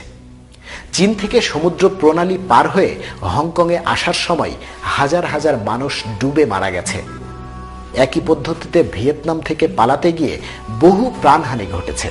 এভাবে মানুষ এতবার পালানোর চেষ্টা করেছে যে এদের নামই দেওয়া হয়েছে দ্য বোট পিপল, নৌকার মানুষ। শুধু তাই নয়, জাতিসংঘের অধীনে দেশগুলোর সাথে রাশিয়া, চীন, উত্তর কোরিয়া ইত্যাদি দেশের যুদ্ধ শেষে বন্দি বিনিময়ের সময় দেখা গেল রাশিয়া, চীন ও উত্তর কোরিয়ার হাতে বন্দি 12,760 জনের মধ্যে 347 জন বাদে সবাই নিজ দেশে ফিরে গেল। অথচ জাতিসংঘের হাতে বন্দি 75,797 জনের মধ্যে 48,814 জন মানুষ তাদের মাতৃভূমি রাশিয়া, চীন বা উত্তর কোরিয়াতে ফিরে যেতে সম্পূর্ণ অস্বীকার করল। একটু ভাবুন তো, সে কেমন স্বর্গ যেখান থেকে দলে দলে মানুষ পালিয়ে যায়, পালানোর জন্য জীবন বিসর্জন দেয়। সুযোগ পেয়েও তারা ওই স্বর্গে আর ফিরে আসতে চায় না। সমাজতন্ত্রের স্বর্গসুখ ভোগের পর ইউরোপের ইটালি, জার্মান ইত্যাদি দেশে বিসমার্ক, হিটলার, মুসোলিনি এদের নেতৃত্বে প্রতিষ্ঠিত হল একনায়কতন্ত্র। এই যে গণতন্ত্র থেকে সমাজতন্ত্র, একনায়কতন্ত্র, সাম্যবাদ, এগুলো সবই অন্ধকারে হাতড়ানো। এক ব্যবস্থার ব্যর্থতায় নতুন আরেকটি ব্যবস্থা তৈরি করা। এই সবগুলি মানবরচিত মতবাদের সমষ্টিই হচ্ছে এই ইহুদি খ্রিস্টান সভ্যতা, দাজ্জাল। যারা দাজ্জালের এসব তন্ত্রমন্ত্রকে স্বর্গ ভেবে নিজেদের জীবনে গ্রহণ করেছে, পরবর্তীতে তাদের জীবনে নেমে এসেছে ভয়াবহ বিপর্যয়। আজ বিশ্বজুড়ে অর্থনৈতিক মন্দার অন্যতম কারণ দাজ্জালের সুদভিত্তিক অর্থনীতির প্রচলন ও অকল্পনীয় অর্থব্যয়, আধিপত্য বিস্তারের যুদ্ধ। সুতরাং দাজ্জালের ঘোষিত জান্নাত আসলে যে জাহান্নাম, তাতে আর কোনো সন্দেহ থাকে না। আর দাজ্জাল যেটাকে জাহান্নাম বলে, অর্থাৎ ইসলাম, তার প্রকৃত অবস্থা আসলে কেমন ছিল তা এই ভিডিও চিত্রটি প্রমাণ করে। ইসলাম প্রতিষ্ঠার পর এটি মদিনার একটি বাজার। দোকান ফেলে সবাই গিয়েছে নামাজে। ভাবুন তো, কেমন শান্তি ও নিরাপত্তা প্রতিষ্ঠা হলে মানুষ স্বর্ণের দোকান ফেলেও নামাজে যেতে পারে। অথচ দাজ্জালের শাসনাধীন অনেক মুসলিম দেশের শান্তি ও নিরাপত্তার নমুনা হলো চুরির ভয়ে পায়ের নোংরা জুতাটিও সাজদার সামনে রেখে নামাজ পড়তে হয়। এজন্য রসুল দাজ্জালকে কখনো কখনো মসিহ উল কাজ্জাব বা মিথ্যাবাদীও বলেছেন। আল্লাহ রসুল বলেছেন, দাজ্জালের ডান চোখ অন্ধ হবে। আল্লাহ যুগে যুগে নবী রাসূলগণের মাধ্যমে যেসব আইন বিধান পাঠিয়েছেন, সেগুলো ছিল দেহ, আত্মা, জড়, আধ্যাত্মা এবং ইহকাল পরকালের ভারসাম্যযুক্ত। কিন্তু ইহুদি খ্রিস্টান সভ্যতার তৈরি জীবন ব্যবস্থা, দর্শন সবই ভারসাম্যহীন। ইহুদি খ্রিস্টান বস্তুতান্ত্রিক সভ্যতার ডান চোখ অন্ধ, অর্থাৎ জীবনের ভারসাম্যের একটা দিক, আত্মার দিক, পরকালের দিক, অদৃশ্যের দিক, সত্যের দিক সে দেখতে পায় না। তার সমস্ত কর্মকাণ্ড জীবনের শুধু একটা দিক নিয়ে, দেহের দিক, জড় ও বস্তুর দিক, যন্ত্র ও যন্ত্রের প্রযুক্তির দিক, ইহকালের দিক নিয়ে। এ সভ্যতার মূল কথাই হচ্ছে অর্থনৈতিক উন্নয়ন ও দুনিয়াবি ভোগবিলাস, কারণ শুধু বাম চোখ দিয়ে সে জীবনের ওই একটা দিকই দেখতে পায়। ডান এবং বামের মধ্যে ডানকে নেওয়া হয় উত্তম ও বামকে নেওয়া হয় অধম হিসাবে। এই ইহুদি খ্রিস্টান বস্তুবাদী সভ্যতা শক্তিশালী দূরবীন দিয়ে এই মহাবিশ্ব, এই বিশাল সৃষ্টিকে দেখতে পায়, কিন্তু তার ডান চোখ অন্ধ বলে এই সৃষ্টির স্রষ্টাকে দেখতে পায় না। অণু পরমাণু থেকে শুরু করে বিশাল মহাকাশ পর্যন্ত প্রত্যেকটি বস্তু যে এক অলঙ্ঘনীয় নিয়মে বাঁধা, দাজ্জাল তার বাঁ চোখ দিয়ে সেটি দেখতে পায়, কিন্তু এই মহাবিধানের বিধাতাকে দেখতে পায় না, কারণ তার ডান চোখ অন্ধ।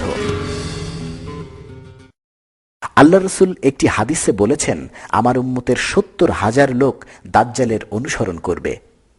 তিনি আরও বলেছেন, ভবিষ্যতে তোমরা তোমাদের পূর্ববর্তীদের পদে পদে অনুসরণ করবে, এমনকি তারা যদি গুই সাপের গর্তেও প্রবেশ করে তবে তোমরাও তাদের অনুসরণ করে সেখানেও প্রবেশ করবে।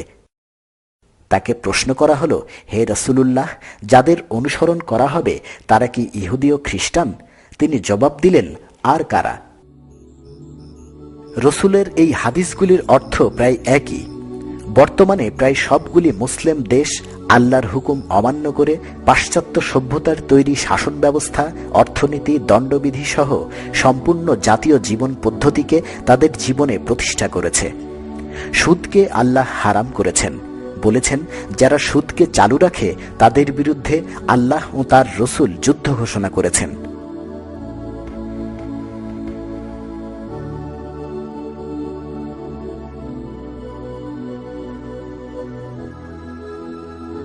ইহুদি খ্রিস্টানদের তৈরি পুঁজিবাদের কাঁধে সওয়ার হয়ে এই সুদ আজ বিশ্বময় এমনভাবে প্রতিষ্ঠিত হয়েছে যেন সুদের কোনো বিকল্পই নেই। মুসলিম বলে পরিচিত জনসংখ্যাটিও কোরআন বিরুদ্ধ এই সুদকে ভালোবেসে গ্রহণ করে নিয়েছে। প্রতিটি মুসলিম দেশই এই সুদভিত্তিক ব্যাংকিং ব্যবস্থা চালু করেছে। আল্লাহ ও তার রসুলের নির্দেশ অমান্য করে ইহুদিদের তৈরি এই সুদকে গ্রহণ করে নেয়া যদি ইহুদিদের অনুসরণ করা না হয় তো অনুসরণ কাকে বলবেন?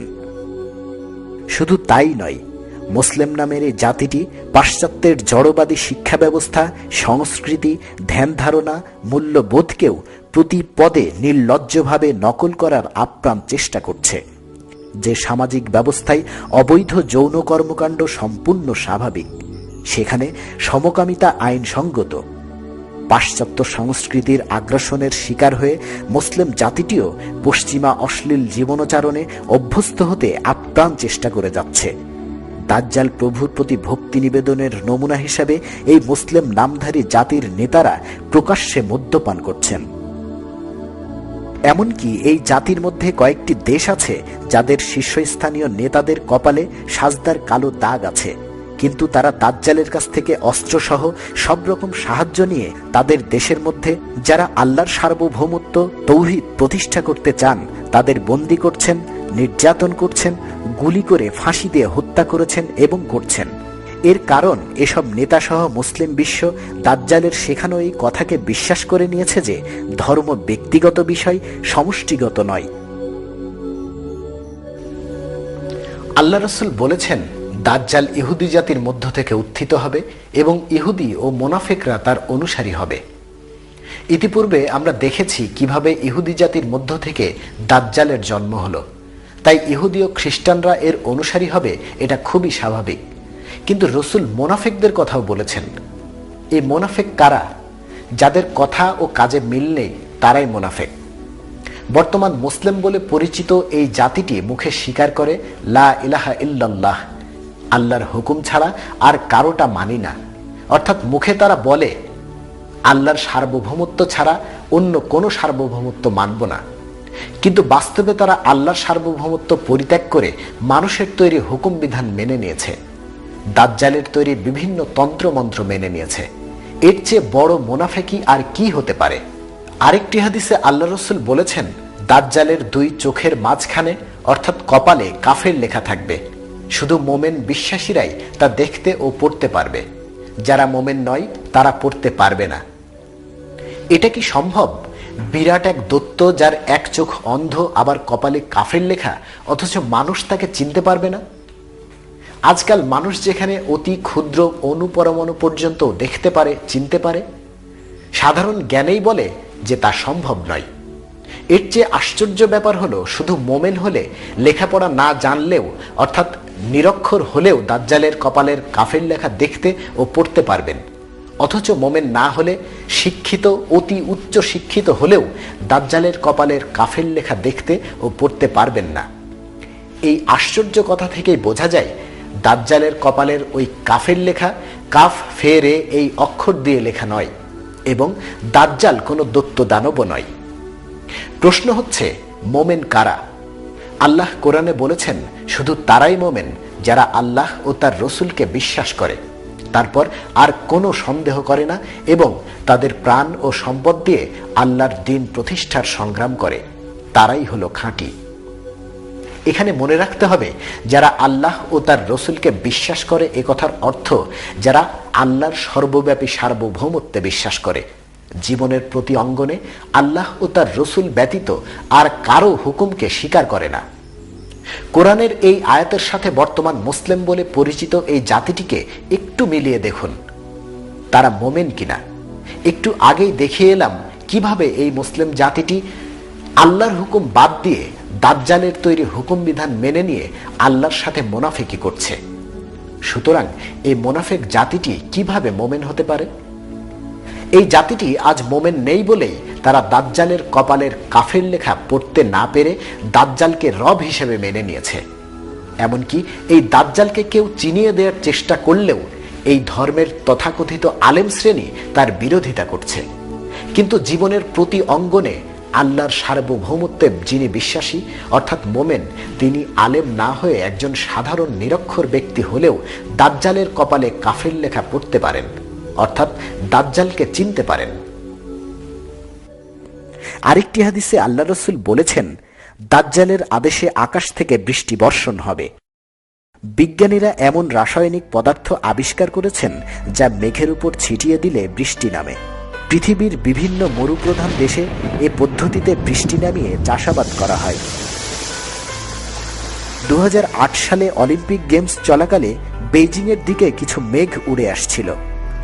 অলিম্পিক পণ্ড হবার আশঙ্কায় 6টি প্লেন সে মেঘের উপর রাসায়নিক পদার্থ ছিটিয়ে বেইজিংয়ের পার্শ্ববর্তী শহরেই বৃষ্টি নামিয়ে দেয়। এ প্রযুক্তির উদ্ভাবক বর্তমান ইহুদি খ্রিস্টান যান্ত্রিক সভ্যতা, এবং এতেই প্রমাণ হয় রসুল দাজ্জালের আদেশে বৃষ্টি হবে বলতে ইহুদি খ্রিস্টান যান্ত্রিক সভ্যতাকেই বুঝিয়েছেন। অন্য একটি হাদিসে আল্লাহ রসুল বলেছেন, দাজ্জালের গরু, গাভী, মহিষ, বকরি, ভেড়া, মেষ ইত্যাদি বড় বড় আকারের হবে এবং সেগুলোর স্তনের বোটা বড় বড় হবে, যা থেকে প্রচুর পরিমাণে দুধ হবে। পাশ্চাত্য সভ্যতার সৃষ্ট হাইব্রিড গরু, মহিষ, বকরি, ভেড়া অর্থাৎ গৃহপালিত পশুগুলো সাধারণ গৃহপালিত পশুর চেয়ে আকারে অনেক বড়, একথা কারো অজানা নয়। একটি সাধারণ গাভী দৈনিক সর্বোচ্চ ৩-৪ কেজি দুধ দিয়ে থাকে, সেখানে একটি হাইব্রিড গাভী ৩০ থেকে ৪০ কেজি দুধ দিতে সক্ষম। এ কারণে আমাদের দেশের দুগ্ধ খামারগুলিতেও এসব গরু, গাভীর আবাদ ব্যাপকভাবে শুরু হয়েছে। সুতরাং ইহুদি খ্রিস্টান যান্ত্রিক সভ্যতায় যে দাজ্জাল, তাতে আর কোনো সন্দেহ থাকে কি? আল্লাহ রসুল বলেছেন, দাজ্জাল মাটির নিচের সম্পদকে আদেশ করবে উপরে উঠে আসার জন্য, এবং সম্পদগুলি উপরে উঠে আসবে এবং দাজ্জালের অনুসরণ করবে।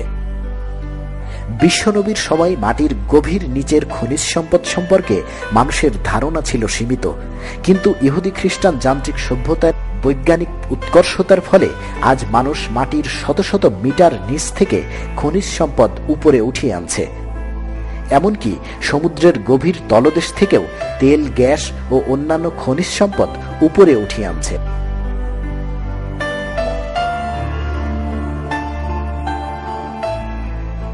ওই সম্পদ দাজ্জালকে অনুসরণ করবে, তার অর্থ হলো এই যে মাটির নিচ থেকে ওপরে উঠে আসার পর দাজ্জাল তা পৃথিবীর যেখানে ইচ্ছা নিয়ে যাবে, যেখানে ইচ্ছা পাঠাবে। ওই সম্পদ দাজ্জালের যন্ত্রপাতি, কলকারখানা, জাহাজ, গাড়ি, যুদ্ধের যানবাহন ইত্যাদি সমস্ত কিছুতে ব্যবহার করবে। আজ বিশ্বনবী সাল্লাল্লাহু আলাইহি ওয়াসাল্লামের ভবিষ্যৎবাণী অক্ষরে অক্ষরে সত্যায়িত হয়েছে। এই খনিজ সম্পদের অধিকাংশকে দাজ্জাল তার নিজের ইচ্ছে মতো ব্যবহার করছে। বিশেষ করে ব্যবহার করছে যারা তাকে প্রভু বলে মানছে না, তাদের পদদলিত করার কাজে। এর পরেও কি বলবেন দাজ্জাল কোনো দৈত্য দানব? শুধু দর্শক, আমরা এতক্ষণ আপনাদেরকে কোরআন হাদিসের আলোকে যুক্তি প্রমাণ ও বিভিন্ন প্রকার ভিডিও চিত্রের মাধ্যমে বোঝানোর চেষ্টা করলাম ইহুদি খ্রিস্টান বস্তুবাদী যান্ত্রিক সভ্যতাই হলো রসুল বর্ণিত সেই দাজ্জাল এবং এর বাহন হলো তার বৈজ্ঞানিক প্রযুক্তি। আশা করি আপনারা দাজ্জালকে চিনতে পেরেছেন। এরপরও যারা বিরাট ঘোড়ায় উপবিষ্ট একচক্ষু বিশিষ্ট এক দানবের অপেক্ষায় আছেন, তারা কিয়ামত পর্যন্ত তাদের ধারণার দাজ্জালের জন্য অপেক্ষা করতে পারেন। আরেকটি কথা, এই প্রামাণ্যচিত্র দেখে আপনাদের যেন মনে না হয় আমরা বৈজ্ঞানিক প্রযুক্তির বিরুদ্ধে কথা বলছি। আসলে তা নয়। যে কোনো কিছুর ভালো মন্দ নির্ভর করে তার ব্যবহারের উপর। একটি অস্ত্র দিয়ে যেমন ডাকাতি করা যায়, আবার সেই অস্ত্র দিয়ে ডাকাত নির্মূলও করা যায়। এখানে অস্ত্রের দোষ কি? ইহুদি খ্রিস্টান সভ্যতা আজ আল্লাহর সার্বভৌমত্ব প্রত্যাখ্যান করে তার বৈজ্ঞানিক প্রযুক্তির তৈরি অস্ত্রের জোরে অন্যায়ভাবে সারা পৃথিবীকে পদানত করে রেখেছে। এমনকি যারা আল্লাহর হুকুম মানতে চায় তাদেরকেও এই অস্ত্রের জোরেই দমিয়ে রাখছে। সুতরাং দোষ বৈজ্ঞানিক প্রযুক্তির নয়, এর ব্যবহারের, দাজ্জালীয় সভ্যতার। শেষ রসুল বলেছেন, অভিশপ্ত দাজ্জালকে যারা প্রতিরোধ করবে তাদের মর্তবা বা সম্মান হবে বদর ও উহুদ যুদ্ধের শহীদের মর্তবার সমান। 2 শহীদের সম্মান, ভাবুন কি অনন্য পুরস্কার, যে পুরস্কার পৃথিবীর শুরু থেকে আজ পর্যন্ত কেউ পায়নি। তাও আবার যে কোনো যুদ্ধের শহীদ নয়, যে 2টি যুদ্ধে একটিতেও পরাজিত হলে আজ পৃথিবীতে ইসলামের কোনো অস্তিত্ব থাকতো না। সে 2টি যুদ্ধের শহীদের সম্মান। শুধুমাত্র এই 2টি যুদ্ধে যারা অংশগ্রহণ করেছিলেন তাদেরকে আল্লাহ রসুল বলেছিলেন, তোমরা যা খুশি করতে পারো, তোমাদের জন্য জান্নাত নিশ্চিত হয়ে গেছে। আর শহীদের সম্মান, সে তো চিন্তাই করা যায় না। ঈসা আলাইহিস সালাম এসে দাজ্জালকে ধ্বংস করার পর এই পুরস্কার আর কেউ পাবে না। সেই পুরস্কার অর্জনের অনন্য সুযোগ আমাদের সামনে উপস্থিত। তাই আসুন আমরা আল্লাহর সার্বভৌমত্বকে জাতীয় জীবনে মেনে নিয়ে এই ভয়ঙ্কর দাজ্জালকে প্রতিরোধ করি। আল্লাহ আপনাদেরকে দাজ্জালকে চেনার তৌফিক দান করুন এবং একে প্রতিরোধের মাধ্যমে 2 শহীদের মর্যাদা ও পুরস্কার লাভের সুযোগ দিন। আমিন।